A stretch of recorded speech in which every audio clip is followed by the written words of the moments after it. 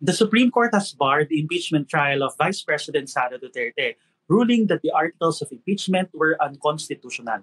Hi, I am Jairo Boliedo, and this is Rappler Talk. For this episode, we will have Professor Dante Gatmaytan, Constitutional Law Professor at the UP College of Law. Welcome to Rappler Talk, Prof. Hello, Jairo. Hello to all the viewers. Okay, sir, first things first, rekta na po tayo. Ito pong ruling ng Supreme Court effectively ended the trial or barred the trial of the Vice President from happening at least for this year. So the question now is, are there any recourse for the part or of the House of Representatives or the Congress to ask for reconsideration, MR perhaps, or any other options, Professor? Yes, right now they will always have the option to file a motion for reconsideration. And I think some groups are also thinking about intervening because they have so many problems with the Supreme Court's decision. Mm-hmm. Well, when you say intervene, sir, as in parang mag-take part po sila as parang intervening party, amicus curiae? No, as parties. Apo. Gaano po yung weight nun, sir, sa MR, sir? Para magkakaroon po ba sila on the technical part? Magkakaroon po ba sila ng mag-insert din po ba sila ng kanilang arguments? Yung first of all, yung motion for reconsideration, we have to say it's a little iffy, no? Given the votes. So the probability of reversing the decision are slim. Itong bagong factor, the inclusion of interveners if allowed by the court might infuse new arguments dito sa Supreme sa issue na to. So it could beef up the arguments, but on the other hand, intervention is within the discretion of the Supreme Court. Apo. Now, sir, has this ever happened that the Supreme Court, agreed or granted the motion for reconsideration in a major case like this? Has this ever happened before? If ever? Yes. Yung sa mining case, no?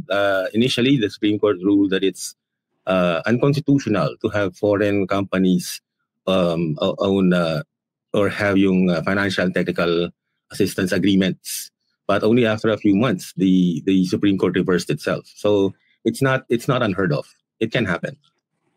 Professor, there are people saying that maybe the SC or maybe the Senate can just proceed with the trial. So theoretically speaking, can the Congress, both House of Representatives and the Senate defy the SC ruling?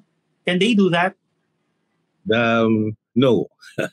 I don't think they can do that, no? Kasi part of the ruling of the Supreme Court in Duterte versus House of Representatives is that the Senate never acquired jurisdiction over the case because the impeachment was unconstitutional.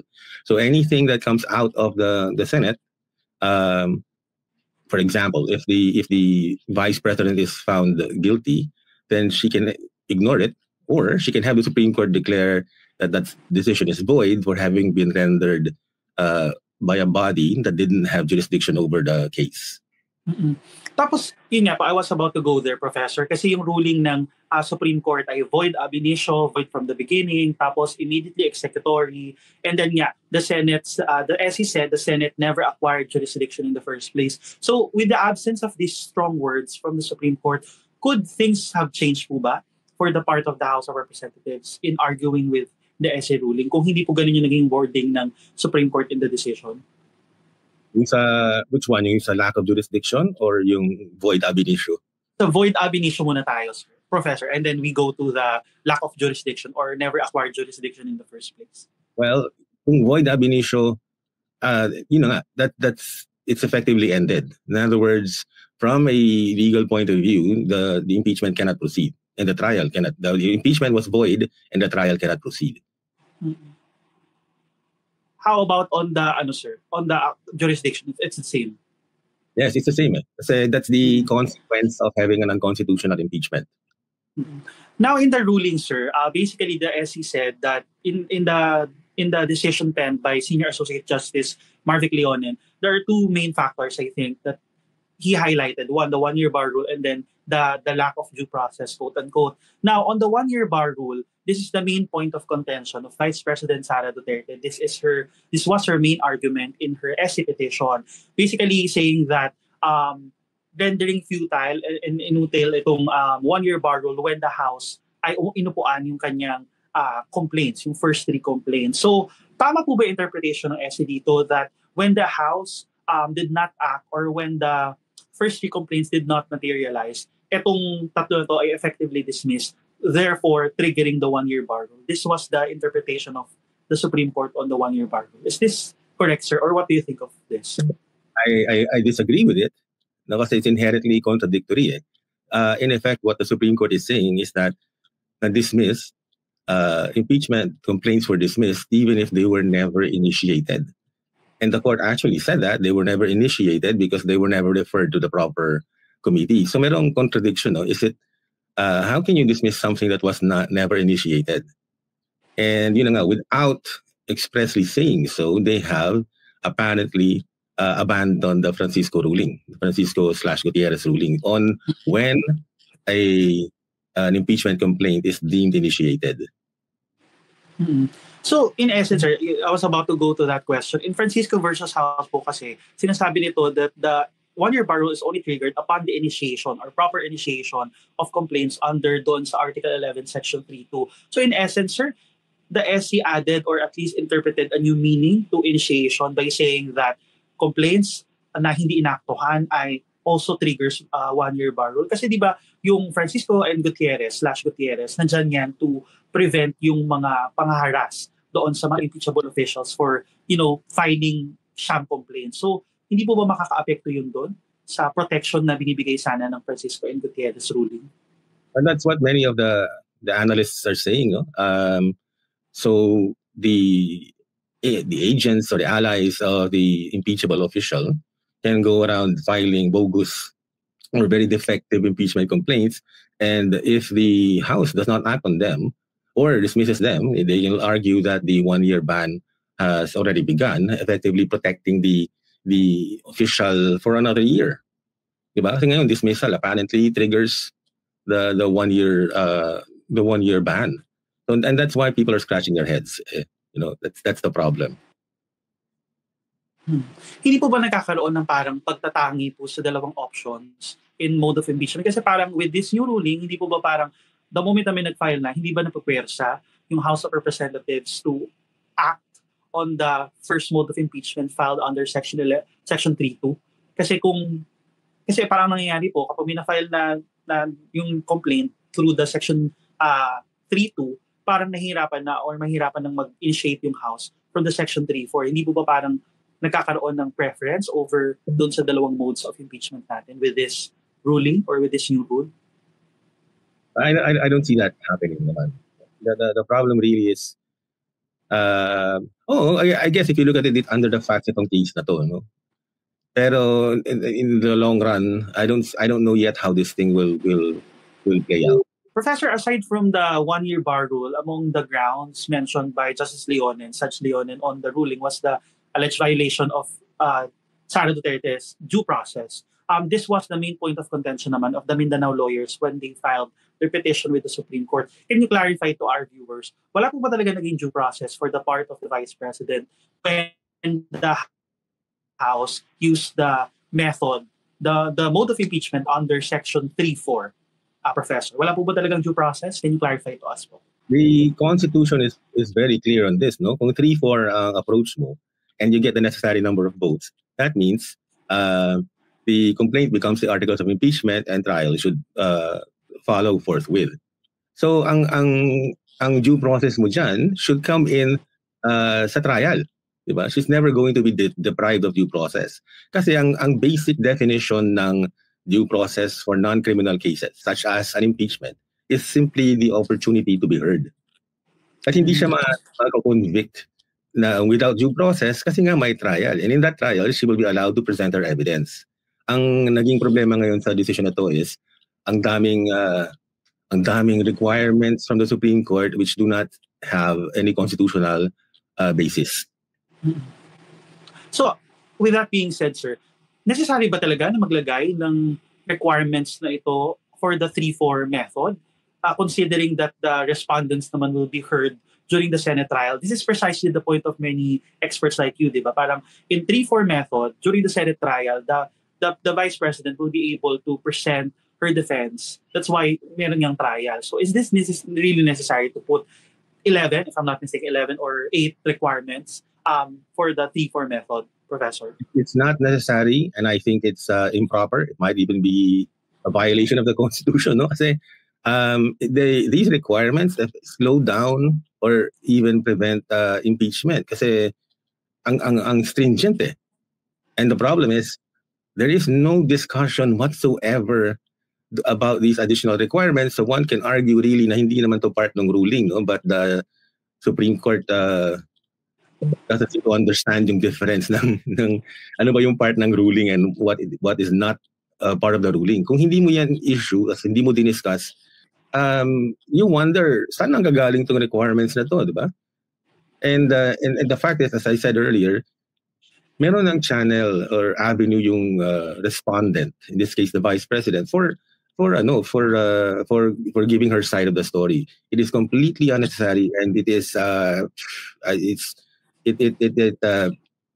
then this is the criticism. It insulates impeachable officials by a what appears to be an amendment of the Constitution. Mm-hmm. And in this sense, sir, kasi usually in the impeachment proceedings, the House is there as the prosecutor, the impeachment will be initiated in the lower chamber, the Senate will serve as the impeachment court, where the Supreme Court is there to review if there are constitutional questions related to impeachment proceedings. But in this ruling, Judge Leonin said that all legal issues arising from the impeachment proceedings are subject to judicial review. Did this in effect, parang hindi ba in-insert ng Supreme Court yung sarili nito with impeachment proceedings? Kumbaga hindi ba dinagdagan ng Supreme Court yung role niya or in-involve niya yung sarili niya masyado in impeachment proceedings by adding this, as you said, stringent requirements for impeachment proceedings? Well, hindi naman. No? This is the only time I will side with the Supreme Court. No? Ang difference kasi ng impeachment natin sa US model is that in the US, it's just the sole authority talaga, yung impeachment ng House and yung trial ng Senate, and walang pakialam ang judiciary dyan. And as the court explained before in the Francisco ruling, the difference is that maraming constitutional safeguards na nakalagay sa ating saligang batas, which means that anytime a respondent feels like may violation itong restrictions, mag-trigger talaga ang judicial review. And the court can step in to the extent that they should ensure that the constitutional safeguards are followed. And among these are yung one-year rule. Retired Supreme Court Associate Justice Antonio Carpio, on the moment that the SC asked specific questions on the petitions, I think you were supposed to talk about this in your podcast episode with Professor Shelo Magno also. But unfortunately, the SC already came up with their ruling. But on that note, Judge Carpio already raised some red flags that the SC should not ask the Congress specific questions on its own processes because they're co-equal branches. But hindi po ba to overstepping on the part of the SC, giving specific instructions on how the impeachment proceedings will be or should be done in our country? Specifically that the power to impeach officials lies with the Congress. Itong specific requirements po ba to? Hindi pa to quote-unquote overstepping? Yung overstepping or yung overreach actually comes from yung concept ng privileged information. Kasi yung Supreme Court, and this happened during the Corona impeachment, hinihingan sila ng certain information about how they arrived at their decisions. And sabi ng Supreme Court, that's privileged information. So mga pre-decisional, yung mga deliberative processes cannot be accessed by any other branch of government. And in other rulings, the Supreme Court explained na itong privilege na to, it can also be invoked by the executive branch and can also be invoked by Congress. Which means, hindi mo pwedeng pakialaman, according to the House, yung mga matters, yung mga behind the scenes. No? You cannot question if the members of the House actually understood what they were signing. Diba? Or did they have enough time? In other words, we cannot question, for example, pag naglabas ng Supreme Court decision, you do not ask, nag-deliberate ba talaga kayong lahat dyan? Or baka naman, there's only one person who wrote that decision and everyone just agreed. Kasi may presumption na tama yung process. Right? So in the same way, pag sinabi ng House na inadopt yan ng over 1/3 ng members ng House of Representatives, you don't ask, are you joking? Or, can you prove it? Di ba na you understand? Both branches of government have that ability to shield certain information from public scrutiny. And that's also, if I remember correct, that's also one of the points raised by Professor Paolo Tamasi, also the enrolled bill doctrine, where you don't ask, di ba nga, the specifics of bill, of how the bills were created, but the Supreme Court just relies on the certifications of the House. Yes. Sir, now there are some people who are saying that because of this new ruling, the impeachment proceedings become now more stricter and hard to proceed with, in other words. So the question now is, with these strict requirements of the Supreme Court, assuming that this ruling is still in place, who benefits from this strict impeachment requirements, sir? Well, yun nga, obviously the Vice President, no? Because the Vice President benefited because the proceedings were annulled. Kaya nga may question ng fairness na lumalabas, no? I think from Justice Ascuna, who suggested that, di ba, if you're changing the rules, then you should apply it sa future cases. The Supreme Court has done this before. Halimbawa yung sa party list system, when they reinterpreted yung formula kung paano distribution ng seats sa mga nanalo. Sabi nila, there's no abuse of discretion on the part of COMELEC because they followed the old rules. And at that time, diba, before we came up with this ruling, tama sila. They're following the old rules. So apply natin tong bagong decision sa future cases. And if I may, no, ang problem really with this, sinasabi ni Justice na, then apply it, diba, for future cases. Pero I think what the Supreme Court did here was that dahil hindi pa nag-start yung trial, they can say this is my hypothesis. They can say na we can apply it to the present case. Kasi hindi pa naman nag-start yung trial. That's why it was fortunate, I guess that's the word, that the trial had been delayed. Kasi kung nag-start na yung trial, then the Supreme Court would have been forced to apply its decision to future cases. Diba? And you would be changing the rules in the middle of the game. You understand that? And since hindi pa nag-start, well, it's fair because hindi pa naman nag-start. So as sound as Justice Asuna's advice was, no, I think nagkaroon na ng, under these facts, the Supreme Court can defend its decision to apply it to the Vice President's case. And tama po ba intindi ko, it may not necessarily be applied to other cases or depending on the interpretation of the SC? It should apply to future cases. Kasi yan yung essence ng stare decisis, no? Previous decisions are part of the law of the land. And one of the criticisms against the Supreme Court now is that they changed the rules and they're applying it to a new case. Now, sir, a lot of people are talking about this. Sabi nga natin, this is a bombshell.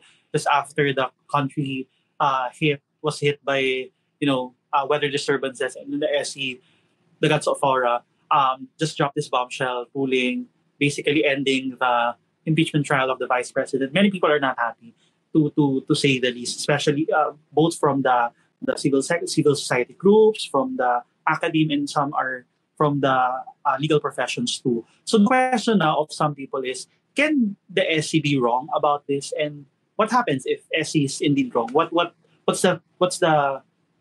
Anong makakapagsabi na mali sila in this case, Professor?